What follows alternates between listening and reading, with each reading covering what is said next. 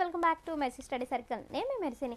ఈరోజు చెప్పుకోబోయే టాపిక్ ఏంటంటే విద్యా దృక్పథాల నుండి 5th టాపిక్ 3rd 4th చెప్పుకున్నాము. అదే 3rd 4th అంటే బౌద్ధ కాలంలో విద్యా విధానము, అలాగే మధ్యయుగంలో విద్యా విధానము.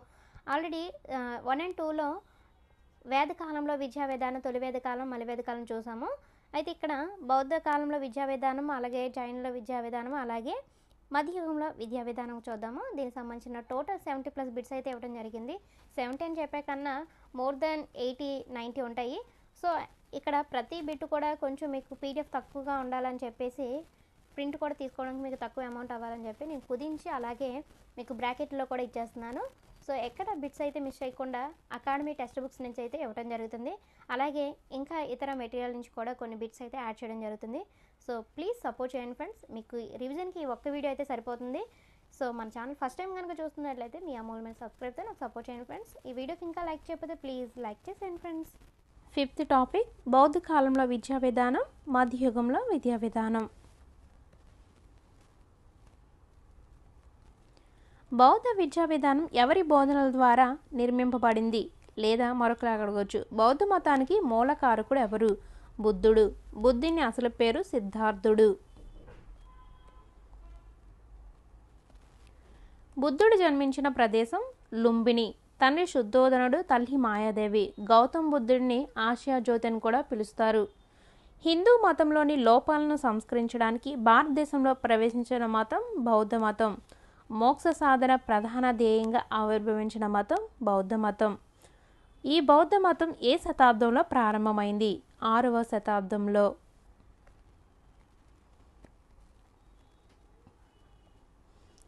బుద్ధుడు 4 సత్యాలను ప్రకటించాడు. 1. ఈ ప్రపంచం దుఃఖమయం. 2. కోరికలే దుఃఖానికి కారణం. 3. కోరికలను జయించడం ద్వారా దుఃఖాన్ని నివారించవచ్చు. 4. ఈ దుఃఖ నివారణకు అష్టాంగ మార్గాన్ని అనుసరించాలి. చూడండి, ప్రతిది కూడా పేజీ నెంబర్ ఉంటుంది. 2024 అంటే ఇయర్లో రిలీజ్ చేసిన బుక్ నుండి, అలాగే ఓల్డ్ టెక్స్ట్ బుక్ అంటే పోటీ పరీక్షలు ప్రత్యేకం 2018 అంటే అది అలా మెన్షన్ చేస్తున్నాను. సో చూసుకోండి ఫ్రెండ్స్. నెక్స్ట్, అష్టాంగ మార్గాన్ని ప్రతిపాదించినది బుద్ధుడు.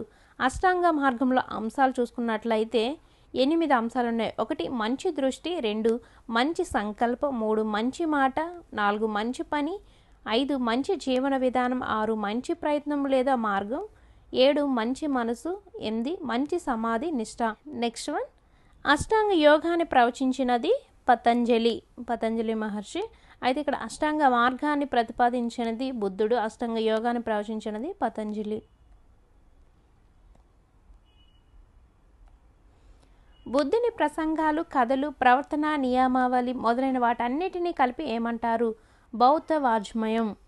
బౌద్ధ వాజ్మయంలోని త్రిపీఠకములు ఏ భాషలో ఉన్నాయి?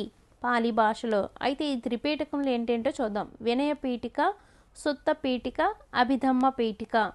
ఇక్కడ మీకు ఎగ్జామ్లో క్రింది త్రిపీఠకంలో లేనిది ఏంటి అని అడుగుతారు. సో చూసుకోండి ఫ్రెండ్స్. నెక్స్ట్, బౌద్ధ విద్యలో ఈ ఉత్సవంతో విద్యార్థి దశ ప్రారంభమవుతుంది. పబ్బజ్జ అనగా ముందుకు పోవడం, గోయింగ్ ఫోర్త్.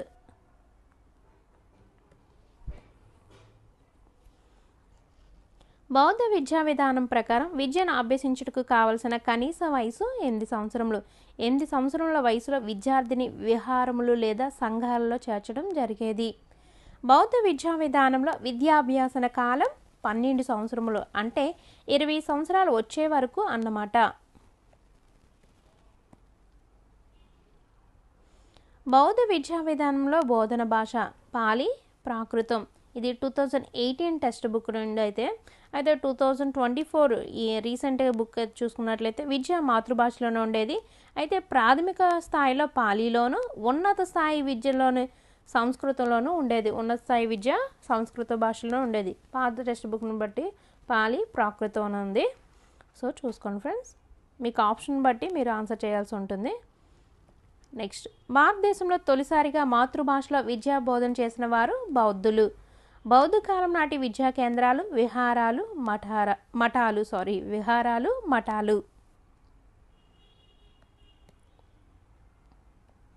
బౌద్ధ కాలంలో బుద్ధం శరణం గచ్చామి, ధర్మం శరణం గచ్చామి, సంఘం శరణం గచ్చామి అను మాటలు ఏ సందర్భంలో విద్యార్థులచే పలికిస్తారు? పబ్బజ. విద్య పూర్తయిన తర్వాత ఉపసంపద అనే కార్యక్రమం ఉండేది. ఉపసంపద అనే ఉత్సవం జరిపించాలంటే బౌద్ధ కాలంలో శిశువు యొక్క వయసు ఎంత ఉండాలంటే 20 సంవత్సరములు. బౌద్ధ విద్యా విధానంలో శిష్యరికం స్వీకరించిన వారిని ఇలా పిలిచేవారు? సమనేరులు. బౌద్ధ విద్యా విధానంలో సంఘంలోనికి ప్రవేశం పొందిన విద్యార్థిని ఏమనేవారు? సమ్మేర్. బౌద్ధ కాలంలో ఉపాధ్యాయుని అర్హత సకల శాస్త్రాల్లో పండితుడై ఉండాలి, పూర్తి ఆరోగ్య విషయాలు తెలిసి ఉండాలి, 10 సంవత్సరాలు సన్యాసిగా ఉండాలి. ఇది చాలా ఇంపార్టెంట్.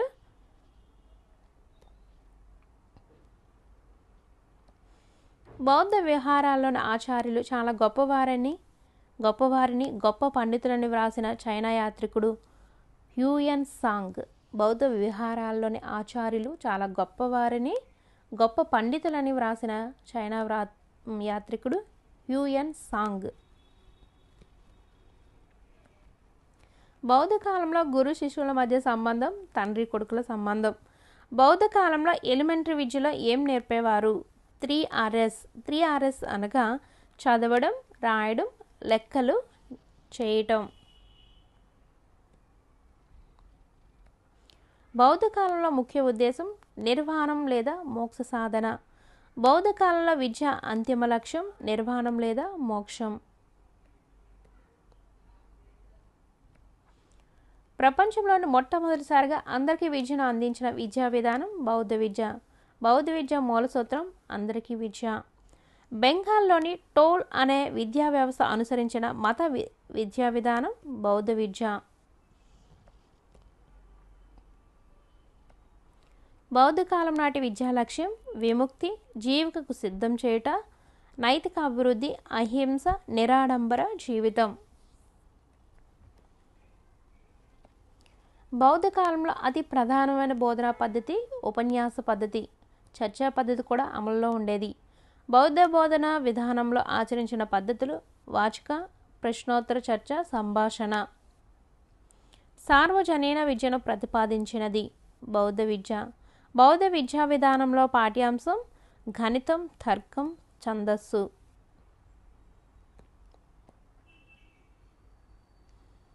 ఇప్పుడు జైన మతం గురించి.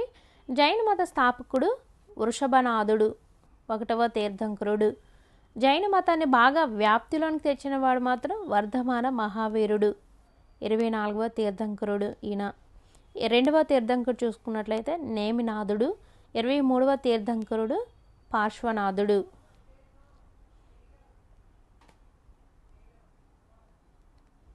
జైన మతాన్ని బాగా వ్యాప్తిలోనికి తెచ్చిన ఋషులను ఏమంటారు? తీర్థంకరులు. 24 మంది తీర్థంకులు ఉన్నారు. అయితే 1వ తీర్థంకరుడు వృషభనాథుడు, 2వ తీర్థంకుడు నేమినాథుడు, 23వ తీర్థంకుడు పార్శ్వనాథుడు, 24వ తీర్థంకరుడు వర్ధమాన మహావీరుడు. ఇతడు బుద్ధుని సమకాలీనుడు. ఈయనే చివరి తీర్థంకరుడు. జైన అనే పదము జిన అనే శబ్దం నుండి వచ్చినది. జినుడు అంటే జయించినవాడు. ఇక్కడ జయించినవాడు అంటే తనను తాను జయించినవాడని అర్థం. వర్ధమాన మహావీరుని జన్మస్థలం చూసుకున్నట్లయితే వైశాలి. క్షత్రియ కుటుంబానికి చెందినవాడు. తండ్రి సిద్ధార్థుడు, తల్లి త్రిశల. వర్ధమాన మహావీరుడు ఏ దేశాల్లో తన తత్వాన్ని ప్రచారం చేశాడు? అంగ, మిథిల, కోశల, మగధ.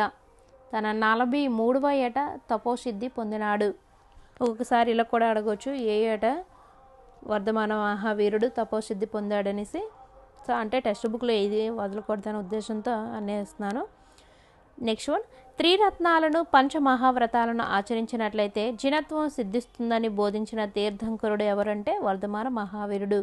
అయితే ఈ త్రిరత్నాలు ఏంటంటే త్రిరత్నాలు, పంచమహావ్రతాలు ఈ మతంలో భాగాలు. ఒక్కొక్కసారి క్వశ్చన్లకు కూడా అడగవచ్చు జైన మతంలో. ఇది డైరెక్ట్ బిట్.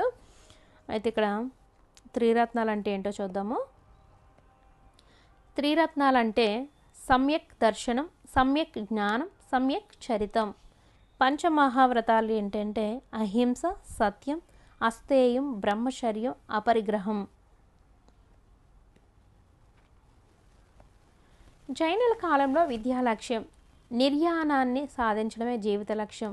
తీర్థంకరుల జీవితాలను బోధనలను అధ్యయనం చేయాలి. త్రిరత్నాలను పంచవ్రతాలను అధ్యయనం చేయాలి, ఆచరించాలి. గురువు జీవితం త్యాగమయమై విద్యార్థి జిజ్ఞాసవై సాధకుడై ఉండాలి. ఏ కాలంలో స్త్రీ పరిణయం వరకు విద్యాభ్యాసం కొనసాగించవచ్చు? జైన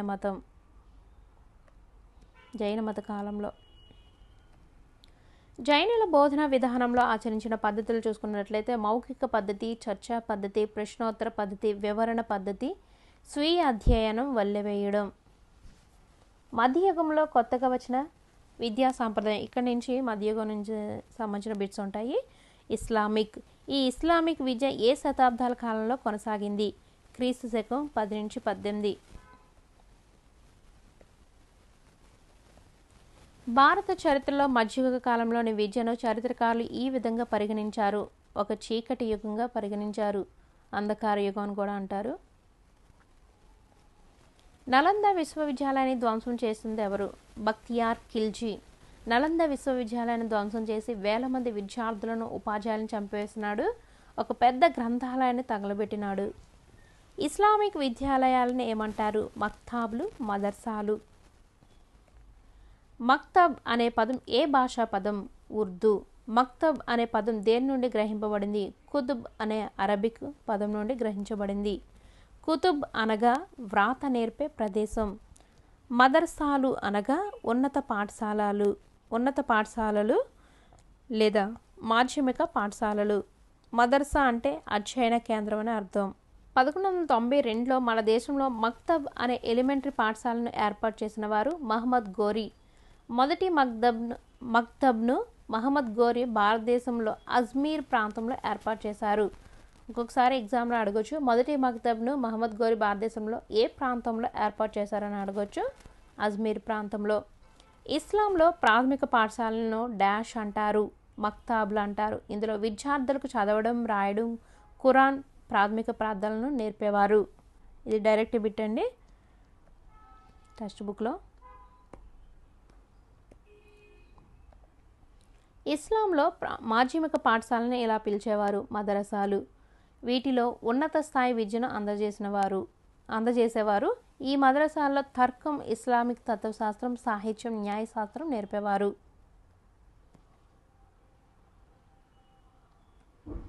భారతదేశంలో అత్యధికంగా 1000 మదర్సాలను ఢిల్లీలో ఏర్పాటు చేయటకు కృషి చేసిన వ్యక్తి మహమ్మద్ బిన్ తుగ్లక్.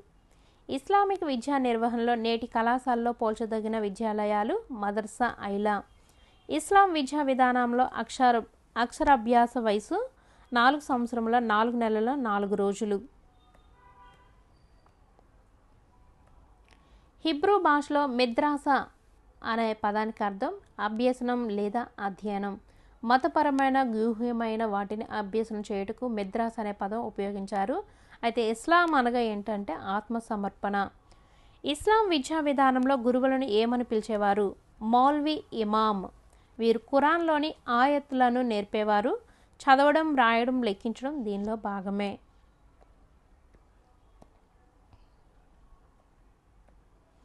ఇస్లాం విద్యా విధానంలో అక్షరాభ్యాస వయసు 4 సంవత్సరాల 4 నెలల 4 రోజులు. మధ్యయుగంలో 4 సంవత్సరాల 4 నెలల 4 రోజులు నిండిన పిల్లవానికి విద్య నేర్పుట ప్రారంభించడాన్ని ఏమంటారు? బిస్మిల్లా. Repeat again.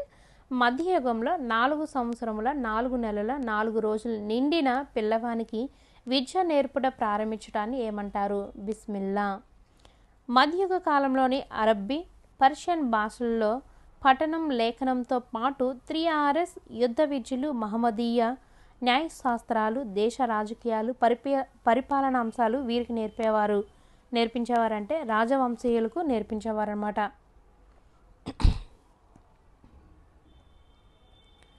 మధ్యయుగ కాలంలో ఉన్నతోద్యోగులుగా నియమించబడాలంటే నిత్య జీవితానికి పనికి వచ్చే అబ్దుల్ ఫజిల్ ఆశించిన విద్యా అంశాలైన నీతి శాస్త్రం, గణితం, వ్యవసాయం, ఖగోళం, గృహ విద్యలు, రాజనీతి శాస్త్రములతో పాటు వీటిని కూడా చదవాలి. తిబ్బూరితి ఇలాహీ చరిత్ర. మధ్యయుగ కాలంలో గులిస్తాన్, బోస్తాన్ మరియు సంస్థాన్ వంటి పద్యాలను రాసిన వారు ఎవరు? పెరదౌసి.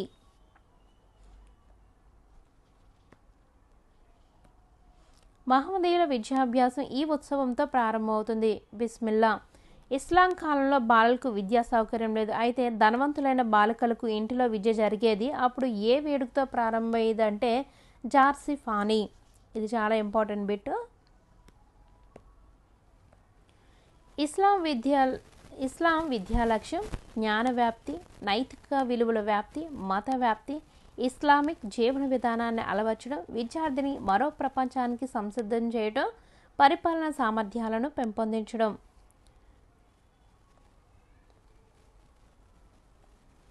విద్యా విధానంలో శిక్షలు, బహుమతులు ప్రవేశపెట్టిన విద్యా విధానం ఇస్లాం విద్య. చక్కని ప్రవర్తన విద్యాబుద్ధులు కలిగిన విద్యార్థులకు సనార్ సర్టిఫికెట్ ప్రదానం, టమ్స్ లేదా మెడల్స్ విద్యా అనంతరం ఇచ్చేవారు. మధ్యయుగం నాటి మక్తాబులు అనే విద్యా సంస్థలు ఇందుకు సంబంధించినవి. అందరి కోసం ఎలిమెంటరీ విద్య. ఇది డిఎస్సి 2012లో ఇచ్చారు. ఇస్లాం కాలంలో ఈ ఉత్సవంతో బాలుడి విద్యాభ్యాసం ప్రారంభించబడేది. బిస్మిల్లా. ఈ ఉత్సవం ఖురాన్లో సురాహ్ హీ ఇక్రా అనే అధ్యాయంలో కొన్ని శ్లోకాలను వల్లివేయడంతో ప్రారంభమవుతుంది.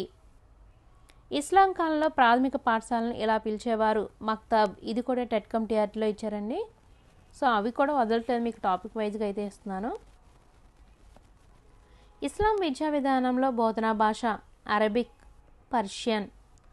ఇస్లామిక్ ప్రఖ్యాత విద్యా కేంద్రాలు మాల్వా, ఖండేస్, బీజాపూర్, జాన్పూర్, బీదర్, గోల్కొండ, ఆగ్రా, ముల్తాన్, లక్నో, ఢిల్లీ.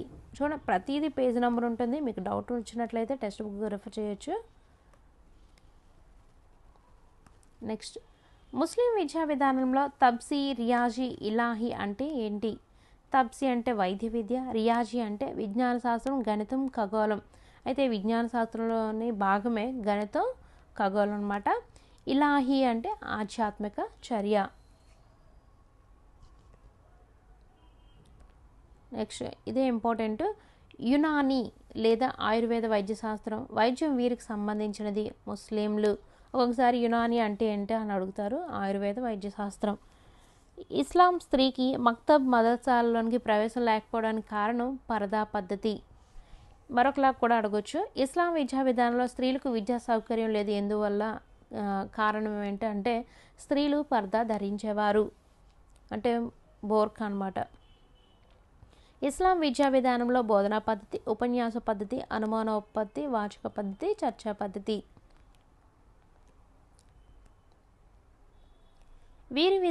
వీరి విద్యా విధాన కాలంలో వార్షిక పరీక్షలు ఉండేవి కావు. ముస్లిం విద్య ఈ కాలంలో ముద్రిత పుస్తకాలు లేకపోవడం వల్ల ఆరంభంలో కట్టె పుస్తకాలను ఉపయోగించేవారు. వీటినే టాక్టీస్ అని పిలిచేవారు.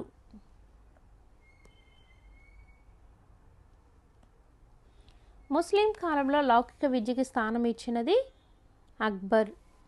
పరమత సహనంతో కూడిన విద్యను ప్రవేశపెట్టిన ముస్లిం పాలకుడు అక్బర్. మధ్యయుగ కాలంలో బోధనా పద్ధతినే మార్చే ప్రయత్నం చేసిన వారు అక్బర్. ముఖ్యంగా సూక్తులు, ప్రార్థనను అవగాహన చేసుకోవాలి తప్ప కంఠస్థం చేయరాదు. జరిగిన పాఠాన్ని వెంటనే స్మృతికి తెచ్చుకోవాలని మక్తబ్లలో ఖురాన్ను కొంత భాగం నేర్పించి కంఠస్థం చేయించేవాడు.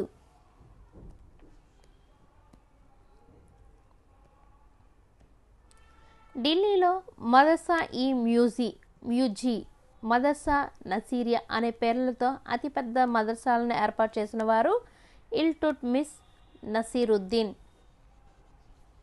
ఇస్లాం కాలంలో ఎన్నో విద్యా కేంద్రాలు ఉన్నప్పటికీ విద్యా సార్వత్రీకరణ జరగలేదని అభిప్రాయపడిన వ్యక్తి పిఎల్ రావత్.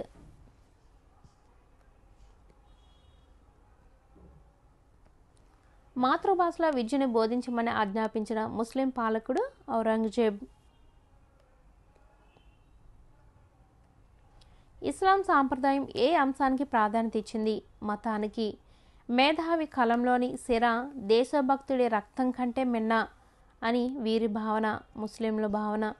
భారతదేశంలో హిందూ విశ్వవిద్యాలయాల పతనానికి వీరి దండయాత్రలే కారణం. మహమ్మద్ గజ్నీ.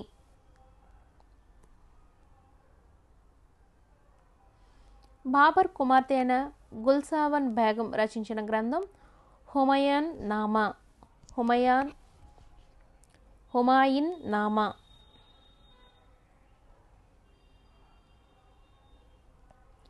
బంగారం దానం చేయడం కంటే బాలుడికి విద్య చెప్పించడం ఉత్తమ కార్యం అని అభిప్రాయపడినవారు మహమ్మద్ ప్రవక్త. ముస్లిం కాలంలో విద్యావంతులకు ఎలాంటి ఉద్యోగాలు ఇచ్చేవారు? నజీర్ కాజీ. ముస్లిం కాలంలో విద్యను హిందువులు ఏ పూజ చేసి విద్యను ఆరంభించేవారు? సరస్వతీదేవి పూజ.